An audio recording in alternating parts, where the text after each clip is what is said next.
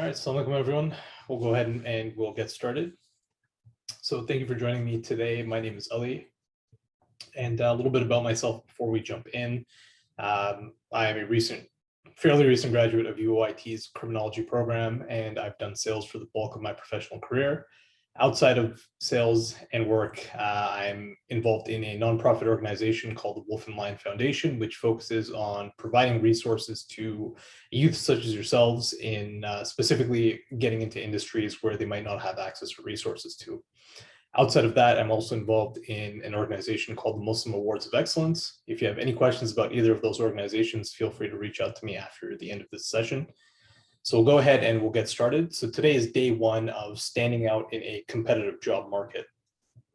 So a little bit about the agenda for today. We're going to be starting off with an elevator pitch, specifically how to craft an elevator pitch in order to get attention in front of a hiring manager. It is also sometimes something that comes up during an interview process, so it's always good to have in your back pocket, so to speak. We're also going to be talking a little bit about resume tips, structuring your resume to outline your skills, specifically working with cover letters, working with recruiters. And when it jumps into interviewing, we're going to be talking about tips, any sample questions that you might be asked, and a series of sample questions that are always a good idea to ask your interviewer as well. And then we'll be capping off with negotiating an offer, how to counter offer, things of that measure. So we'll go ahead and we'll jump right in. Actually, before we jump right in, if there's any questions, feel free to direct them to your organizers and the Mahdi Youth executive team, and they'll be able to relay those questions to me. I'll be happy to help with that at the end of this session. So to talk about an elevator pitch, essentially an elevator pitch is a quick 30 to 60-second introduction about yourself, what you do. It's intended to be used if you were to meet somebody, as an example, in an elevator. You have 60 seconds to convince a future employer or hiring manager to engage with you further. So it starts off with identifying the goal of the pitch, a little bit about a self-introduction, advertisement, and building a connection and repertoire with the person that you're pitching to. You have to clearly describe what you do. So what you may study, what you research, you might build or make, any past experiences that are relevant to the conversation. You focus on your strengths. So where you might have unique ideas, any recent activities you might have just finished, any of your latest accomplishments that you might have. Further building to that, credit and or compliment. So talking about their team, their supervisors, mentors who have spoken highly of that organization or the person themselves. And you engage the listener with a question. That's how you really reel them in. So you offer an opportunity for them to respond, and you talk to them a little bit about their organization, flatter them, if you will. So you're developing essentially a meaningful elevator pitch. It requires research on the person, company, organization, or program that you're trying to make a connection with. You should be able to pinpoint qualifications, skills, and experiences that best align with that opportunity that we spoke about, and reiterate interest about learning more. Now, in an actual scenario where this is happening, of course, nerves do kick in. So just be mindful of your body language and use your hand motions moderately. I'm quite an animated person, so I have a tendency to speak quite a bit with my hands. So just reel that in a little bit while still maintaining your enthusiasm. Your energy is significant. When you're speaking to somebody of this caliber, specifically a hiring manager, if you're jitter or nervous, consider grounding your feet to the floor, lean in when it's appropriate, and most importantly, don't underestimate the power of the smile. Let the pearly whites show, and you'll be able to make a connection with the hiring manager there. So here's a quick example of a couple of elevator pitches that might be a good idea for you to take a look at. So we'll go through a quick outline of an elevator pitch before that. So it'll be a greeting, starting off with, hello, my name is, what year you might be in school, for example, a sophomore, junior, a senior, what you're majoring in, what you've done before with your experience. So I have done research on, or I've been involved in these projects, so on and so forth. Accomplishments, I've produced or presented, I've been part of a study, things of that nature. What you're looking for. So I'm seeking either an internship, a full-time job, or a summer job. And question to reel them in at the end. It's, I know your company has a program on XYZ. Can you tell me a little bit about what goes on with that project? Who does it concern? What are you trying to accomplish? So a couple examples are listed here on the screen. The first one being, hi, my name is Mohammed, and I'm a sophomore majoring in biological engineering. I'm currently working in a laboratory Dr. Lin, where our research is focused on correcting mutations that cause orphan diseases. While my research is in early stage, I've successfully demonstrated that the CRISPR technology method works in my hands, and I plan to combine this experience working with DNA sequences with the knowledge that I've gained with my computer science courses to contribute to the field of computational biology. I understand that your company has a significant program in this area. Can you please tell me a little bit more about the ongoing projects that you have in computational biology and what sort of opportunities you might have? So this sort of covers all of the necessary steps you'll need in a successful elevator pitch. So it starts off with your name. It identifies who you are. It talks a little bit about where you are, what you're doing, what you're involved in, why you're interested in that organization. And it gives the opportunity for the listener to dive a little bit more into it as well, to tell you whether or not there is an opportunity there, who to potentially reach out to if they're not the hiring manager, and how you may best craft your approach for them.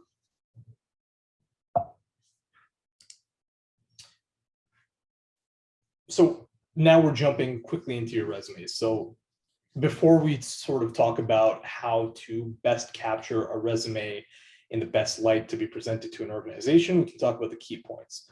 So if you're using Microsoft Word, do not use a template. Any applicant tracking systems that any organization may use have a lot of trouble reading it. So an applicant tracking system is what's used to process resumes, applicants, and applications to an organization. Also, they oftentimes cannot read Word documents, so stick to a PDF file when it's possible.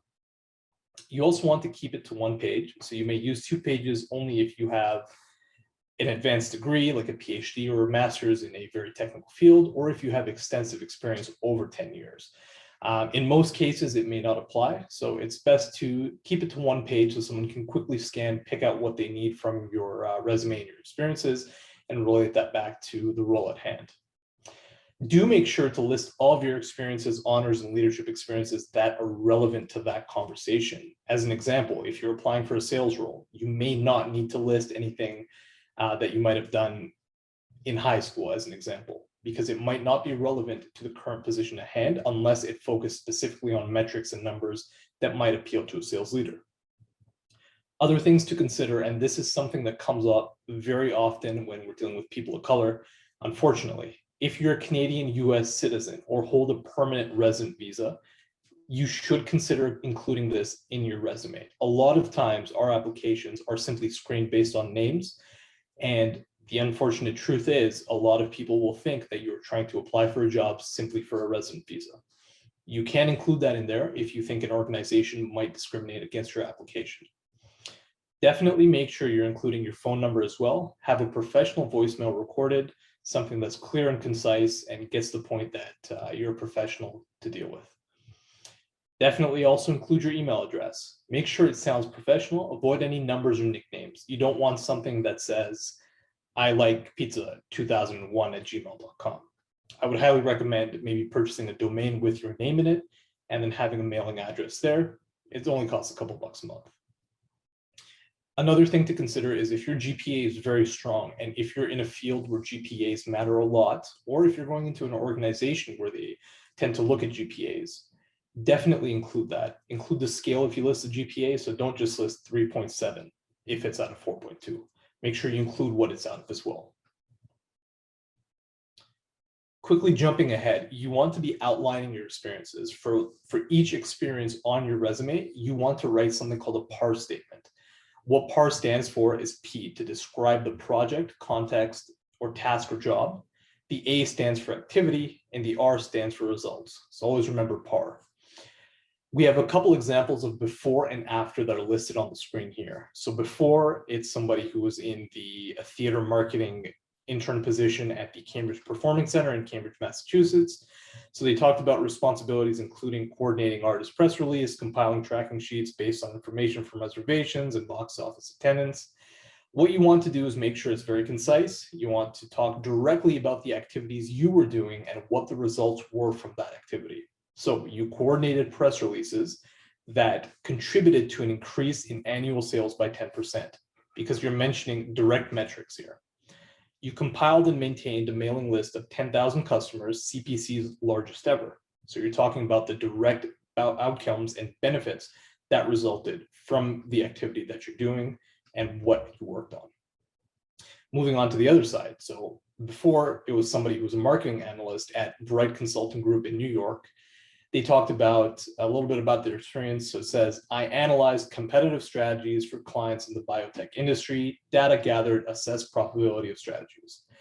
There's no direct outcomes or benefits from the activity or the project that they listed. So when you tweak it a little bit, they assess profitability of expansion strategy in the biotech industry. Results were used by the client to make market entry decisions. So this impact, the project and the work activity that they did directly impacted the client they were talking about afterwards. They gathered data as part of a 3-member team by interviewing over 100 potential customers and presented the results to clients. Again, the project that they were involved in, the activity that they were involved in, and the direct results that came out of that activity and that project.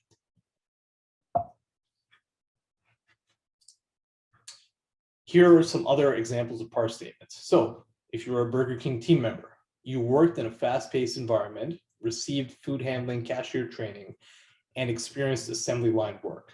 You have the project you were involved in, the activity you were working on, and the outcome from that. If you're an undergraduate researcher, investigated effects of gas phase oxygen concentration levels on Chinese hamster ovary cells in order to establish optimal settings for cell growth. It reduced cell division time by 30%. You talked about the project you were involved in, you talked about the activity you were working on, and the results from that activity. Quickly moving on, we're talking about cover letters. So cover letters are very important to today's world. Oftentimes, applicants will be phased out if they don't have a cover letter. If your application calls for a cover letter, definitely provide one, and definitely consider tweaking it so that it's customized and sort of individualized to the company that you're applying for. So some considerations for a cover letter are: state clearly in your opening sentence the purpose of your letter. Then use the rest of your letter to support your candidacy. As an example, hi, my name is so-and-so. I'm applying to this position. Here's why you should be hiring me. Be sure, again, that each cover letter is specifically tailored to the company to which you're writing. Research the company to help determine your approach. Check the company's website and other resources on the internet. If you're applying for a summer job or an entry-level position and you don't yet have that experience that directly relates to that position, focus on telling the employer what experience you do have that may be of interest. So while your resume speaks to the experience you have, your cover letter will always be speaking to why it's relevant to the position that you're applying for. Always try and find out who the hiring manager or the team leader will be for whatever you're applying for. So always try to write to the specific individual and include their job title. Don't address dear sir or madam. Don't write to whom it may concern. We're writing a cover letter, not a will here. Here's a quick example. Good day, John. I'm writing to you today to apply to the role of account executive at Oracle. With 6 years of sales experience, I've developed a talent for long-term relationships with high-value accounts and key clients. At SAP, I've had the opportunity to work as a client engagement executive and build a client engagement strategy for enterprise and mid-market customers to drive adoption of our niche consumer-oriented travel products. This talks about the organization, the position that they're there in, what you're applying for, and why they should give you consideration, because it talks about your overall experience and then it dives a little bit into the experience you might have later as well. If you look at the 4th paragraph, it talks about, at both roles, I gained a sense of the industry by taking a deep dive into understanding products. It allowed me to help solve my problems my clients were facing. This ties in your experience to how it might be relevant to the position you're applying for. And towards the end, you're thanking them for their time. You're talking about learning a little bit more about the role and speaking to your qualifications, and you're eager for the opportunity to deep dive further into the process and mention how you're a good fit at the organization. Now, another thing to consider is working with recruiters. A lot of times, if an organization cannot fill their roles, they will be reaching out to recruitment firms with specific recruiters on certain accounts to fill that talent for their needs. So recruiting agencies will typically use LinkedIn, and about 90% of their candidates sourced will be coming from LinkedIn. We'll talk a little bit about that tomorrow on how to build a connection with a recruiter to go out of your way to make sure you're noticed by them. But for now, we'll talk a little bit about what it looks like when they reach out to you and why you should be working with them. So your recruiter will reach out to you and they'll send you a message that typically looks like the one that's listed on the screen here. Hope this message finds you well. You have an impressive background. Here's my client. This is what they're looking for. This is why they're great. Exciting opportunity. Let's schedule some time, right? What a recruiter will do is they'll have an initial screening call with you. The initial screening call will determine whether or not you're a good fit for that role, and also if that role is a good fit for you. They'll talk right off the bat about the salary, the benefits that come with the role that's being applied to and what they're pitching for. And they'll sort of get a sense of whether or not you're interested in the role, anything that might be holding you back, your timeline, what's relevant to that client. If you check all the boxes, which most of the time recruiters will do, they'll present your profile to their client. They'll come back to you and they'll help you pitch, or help you rather perfect your resume and also your profile to present to the client when you go in for an initial conversation or an initial interview. And they'll also keep you up to date on the next steps because the client will reach back out to the recruiter, and that's how the loop is closed. Moving forward, so now we're going into an interview. So you landed the interview, congratulations. Let's talk a little bit about what to do prior to the interview. So definitely research the organization, know what they can do, know what they do, and where they do it. Find everything you can about your interviewer before the interview. So let's take a deep dive into my buddy attain. He's a senior sales leader over at Blackbaud, which is a nonprofit enterprise resource planning software company. So what do we take a look at when we're looking at somebody's profile on LinkedIn if they're interviewing you? Well, we're looking at where they're from. So we can see attain is at Blackbaud, and he's also at Mississauga, Ontario. You're going to take a look at if there's any mutual connections, one that might put in a good word for you or something you can bring up in the interview to have something to bond over. Now, let's take a quick look at his experience. So we notice he's at Blackbaud. He's at 4 years and 4 months. He's a senior sales manager there. Prior to that, he was a senior account manager. And before that, he was a prospecting account executive. That is something that's good to know because you will be talking about, one, the progression that he's gone through and sort of how that might relate to the progression in your own career as well. We're also taking a look at the other experiences he has. So he was previously at Islamic Relief Canada. Alhamdulillah, he was working as a director of fund development and communications. He was also a director of programs and a development coordinator. Now, what you glean from that? Well, you can tell he's Muslim. You can tell he's involved in organizations that are nonprofits. That's who he's selling to, and that's also who he's focusing on. It's also something for you to bond over. If you've ever been involved in Islamic Relief Canada, they're usually found on campuses all across Canada. That's something to bring up if you might have attended their events or if you know about any current initiatives they're doing. Now, let's also take a look at where he went to school. So he went to Queen's University for a Master's of Public Administration between the years of 2012 to 2013. He also attended Western University for an unspecified Bachelor of Arts from 2005 to 2010. You can use this to your advantage. You know where he went to school and what he studied specifically. If you were there during that time or somebody you know was there during that time, or if the local area is of any interest to you, that is something you can help leverage in your conversation. So doing a research into your interviewer will definitely help you secure that role, build a bit of rapport with them, and secure the next steps. During the interview, dress appropriately and conservatively. Don't dress too loud. Make sure you button up all your buttons. Everything is crisp. Nothing is wrinkled. Make sure you have a haircut. Do not wear excessive cologne. This is not to stop you from smelling good, but this is to make sure that you're not overpowering anybody in a room. Try to arrive 10 minutes early. Plan for your commuting delays if it's an area where there might be construction or if you're relying on transit. When you see them, offer a firm handshake. Maintain good eye contact and smile. Say hello. Don't ask about salary or benefits unless the employer brings it up first. Now, chances are this has already been brought up in a conversation. One, because an employer doesn't want to waste time, and also you would have had that initial conversation either with the talent acquisition team, that was somebody who reviewed your resume, or it was somebody who you talked to at a recruiting agency.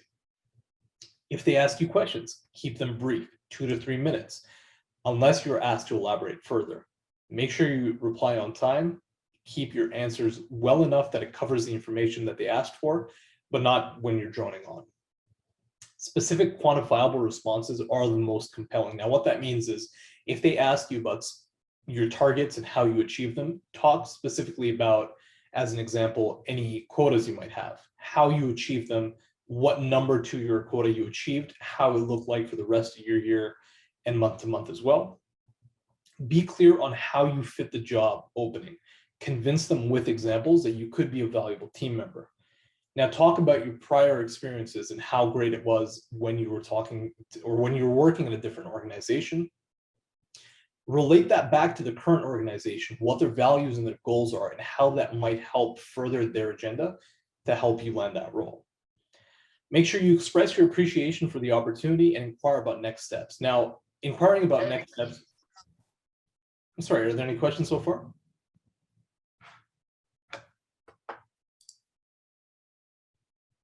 All right, we'll go on.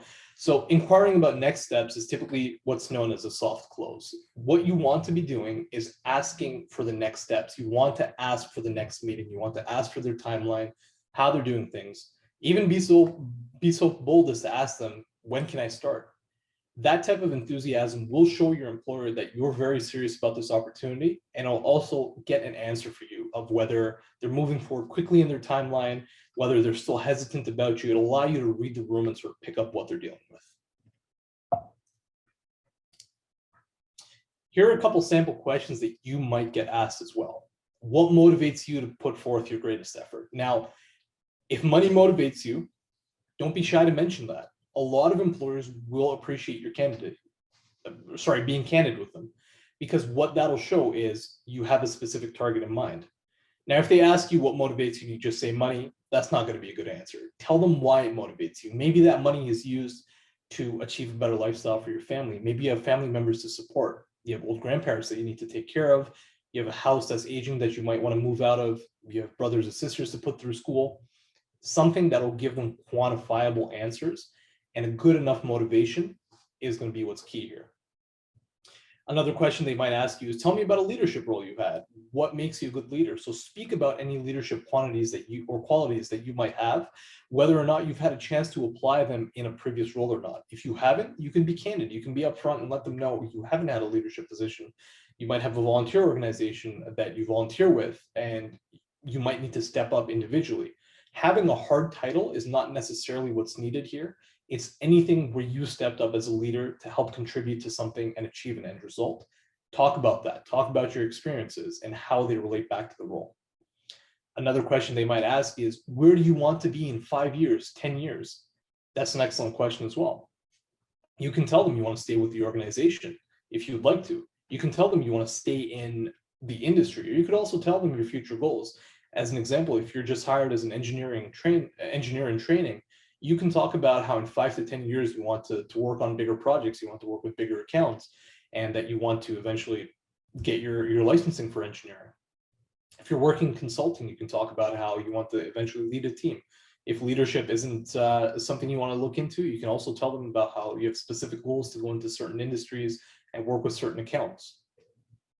They might ask you, what kind of boss do you prefer? Do you prefer somebody who's reaching out to you all the time to check in how you're doing, or do you want somebody who has a bit of a hands-off approach?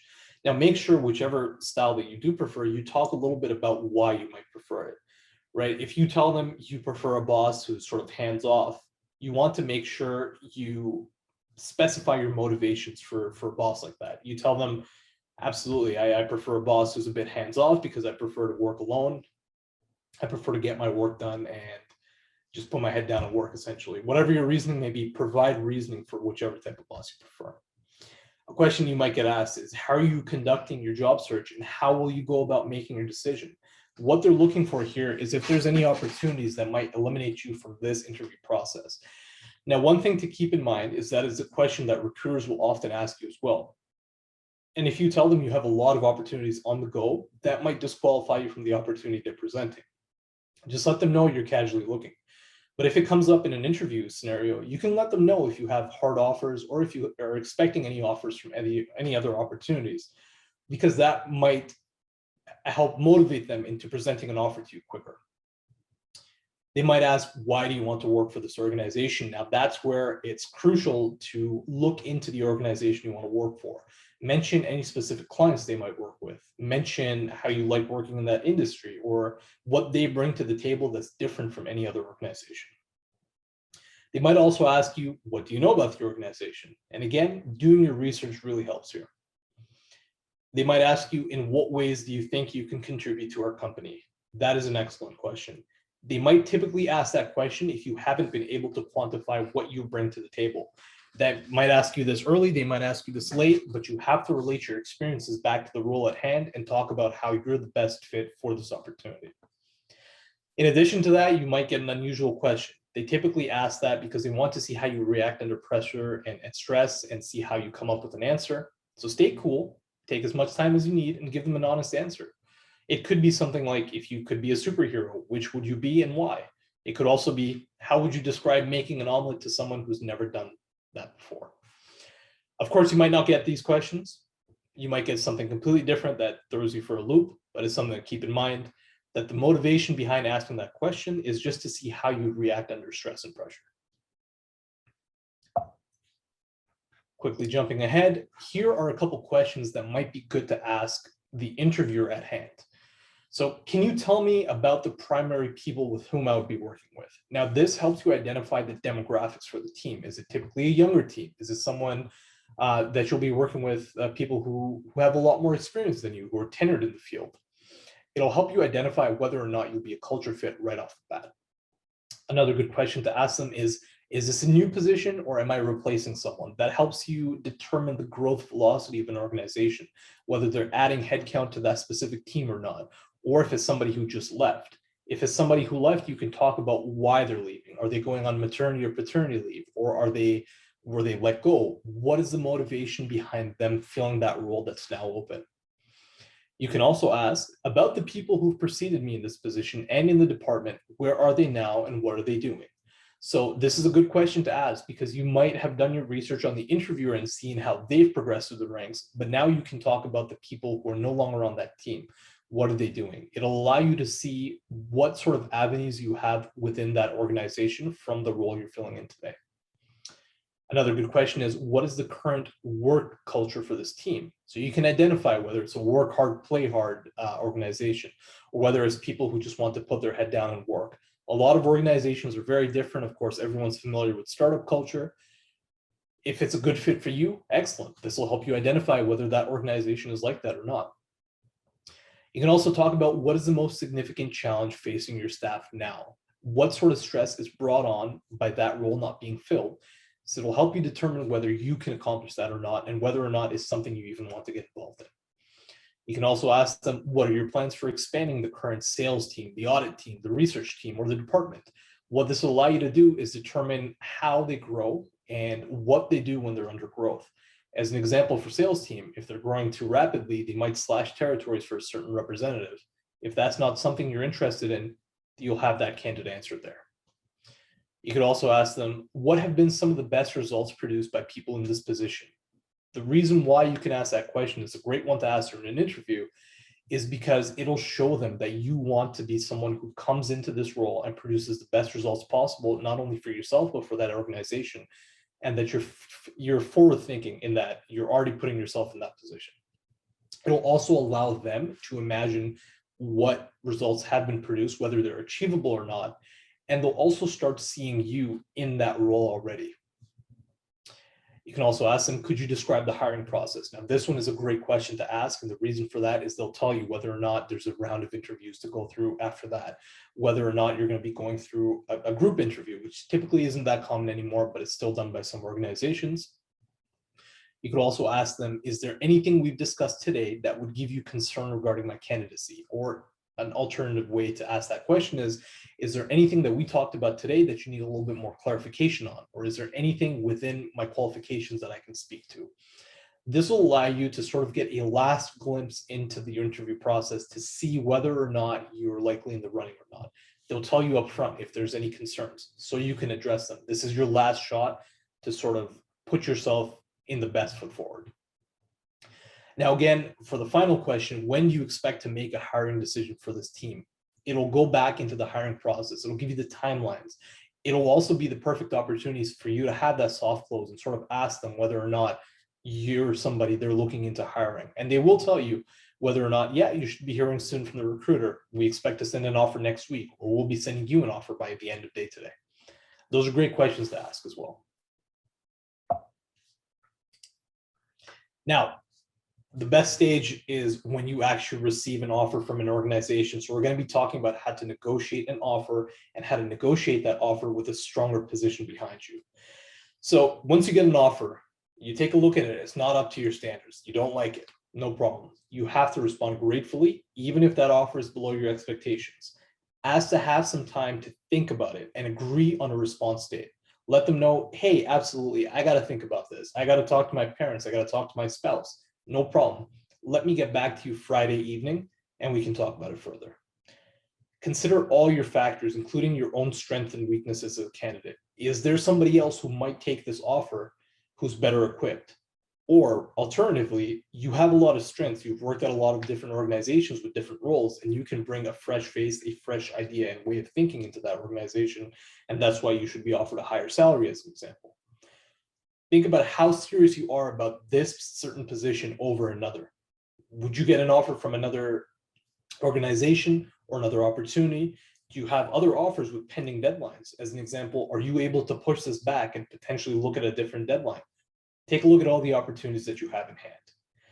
Now, the biggest part is find your salary and bonus data for your major or your industry. There's a lot of websites that are available on Google. Specifically, what you want to be looking at is Glassdoor. Glassdoor will allow you to look at the salary range of people within your major and within your role. They'll show you what locations are offered certain amounts, and it'll also allow you to see whether you can negotiate a higher offer or not. In addition to that, if you plug in the company into Glassdoor, it's a great way to vet it out and see whether that's an organization you want to be a part of or not. If they meet your requests, tell them thank you, and as soon as you get that information in writing, you'll be ready to accept. Do not say yes until you get that information in writing, because it might be lost in translation.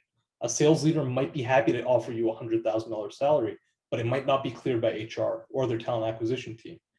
Always make sure you have your offer in writing prior to accepting. That way you can confirm that all parties are on the same page. Now, what can be negotiated and what can't be? Well, usually negotiable is offer deadline. So you can say, hey, how long do I have until I can accept this? Can I let you know by Friday? Great.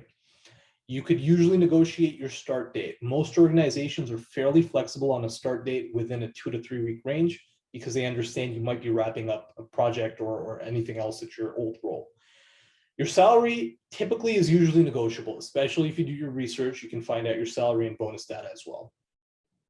You can talk about a signing bonus if it's a role within an organization that's big enough to offer you one, or if it's a startup, you can talk about equity. You can talk about your stock allocation, restricted stock units, or anything else that might be coming with the offer. If it's for somewhere further away, you can also talk about relocation expenses, whether or not they'll be able to pay for your move, whether or not they're going to pay for a couple months of your lodging while you're settled in.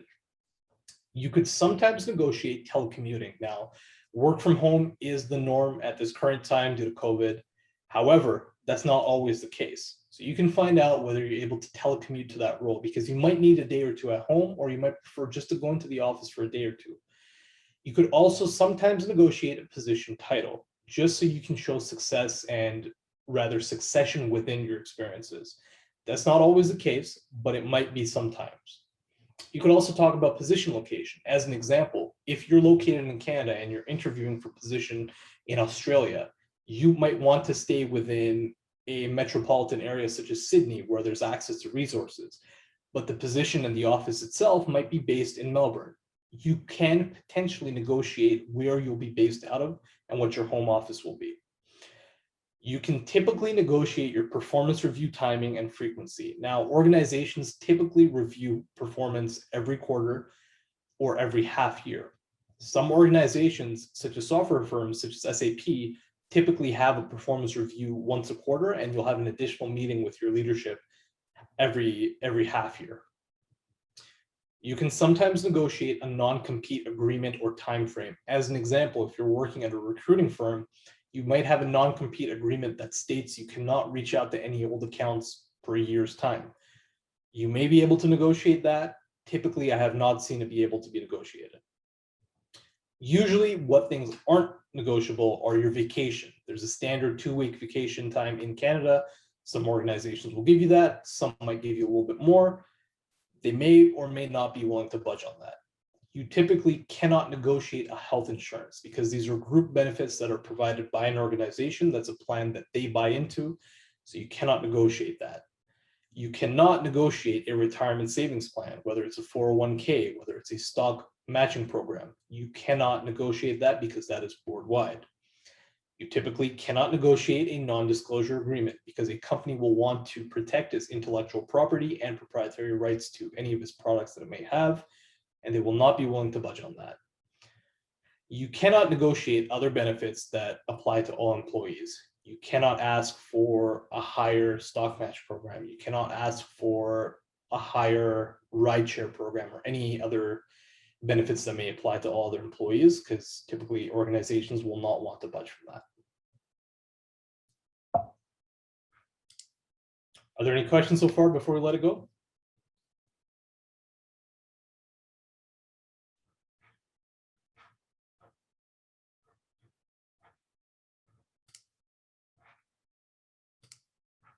All right, if there's any further questions, feel free to share them with your organizers, and they will be happy to get that to me. And I, of course, will be happy to help. Thank you, everyone, for joining us today. And we'll pick back up tomorrow for day 2, where we talk a little bit about LinkedIn and leveraging your LinkedIn and your personal network for opportunities. Assalamu alaikum.